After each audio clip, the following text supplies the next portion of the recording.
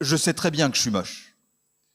Quand je suis né, le médecin a dit à ma mère que si je ne pleurais pas, c'est que finalement je devais être une tumeur. Faut dire, physiquement, j'étais plus proche du cancer du pancréas que de n'importe quel mammifère. Encore aujourd'hui, quand il me voit, dans mes cauchemars, c'est le monstre qui pleure. Et pensant que c'était des vidéos de famille, mon père s'est confectionné toute une collection de films d'horreur. Gamin, j'ai eu un accident. Je me suis retrouvé prisonnier dans la zone 51. Il voulait pas croire que j'étais un enfant, en tout cas pas un humain. Tolkien s'est inspiré de moi quand il a créé les hobbits et les nains. Je suis né avec de la barbe et du poil sur les mains.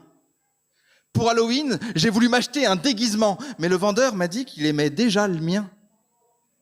Un jour, j'ai plongé dans l'océan et j'ai fait fuir tous les requins. Je suis tellement vilain, même en été, je porte des cagoules. Si des fois je parle avec les mains, c'est parce que ça rassure la foule. Il y en a qui disent que les mecs sont des chiens. Moi, j'aurais kiffé être un pitbull. Mais je suis plus proche du carlin qu'on aurait croisé avec une boule. J'ai voulu en parler avec une voyante, elle en a perdu la vue. J'en ai parlé avec un psy, il en a perdu la vie. J'ai même été voir un chaman qui m'a dit « Putain, Lalu !» J'ai même été voir une aveugle qui m'a dit « Mais tu causes, la scie ?» J'étais à deux doigts de l'insulter. Mais comme c'était la première fois qu'on m'accordait un contact physique, je l'ai laissé me caresser. Bon, je vois bien qu'il y a une personne qui pense que j'exagère. Je m'explique. Quand j'étais petit, quand j'étais mioche, ma mère me disait tout le temps que j'étais moche. Et plus tard, en grandissant, on peut pas dire que ce soit allé en s'améliorant. La peau écarlate, les dents tordues, j'ai toujours été difforme. Avant trop maigre, maintenant énorme. Mes yeux disent merde aux cheveux que j'ai plus. À tel point, quand on me demande la partie que je préfère sur mon corps, j'ai toujours répondu les coudes. Ils se démarquent en rien, je suis d'accord, c'est pas avec ça que je vais soulever les foules, mais ils ont le mérite de pas me faire honte.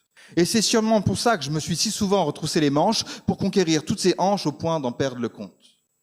Je sais très bien que je suis pas beau, mais si le physique me fait défaut, j'ai cultivé mes qualités au point de pouvoir les exporter. Je suis enthousiaste et cultivé, je sais faire rire et faire rêver, et comme pour moi j'ai peu d'amour, je donne tout pour celle dont c'est le tour. Et c'est comme ça que je me suis retrouvé à faire le tour de la France, guidé moins par désir que par souffrance, à visiter les villes et les demoiselles, comme si j'étais un putain de touriste sexuel. Alors je sais bien que j'en ai blessé. Forcément j'en ai déçu. Mais je savais pas me rassasier, je pouvais pas être repu. Je suis désolé. Parce que je voulais même pas être aimé. Je voulais juste plaire. C'est même moins que ça en vérité. Je voulais juste taire cette voix qui m'a suivi depuis que je suis mioche, la voix de ma mère qui bien souvent me répétait comme « je suis moche ». Et encore aujourd'hui, elle peut me dire à tout va « tu sais, je veux pas trop qu'on nous voit ensemble tous les deux à l'extérieur ». Alors forcément, je recherche ma beauté de l'intérieur.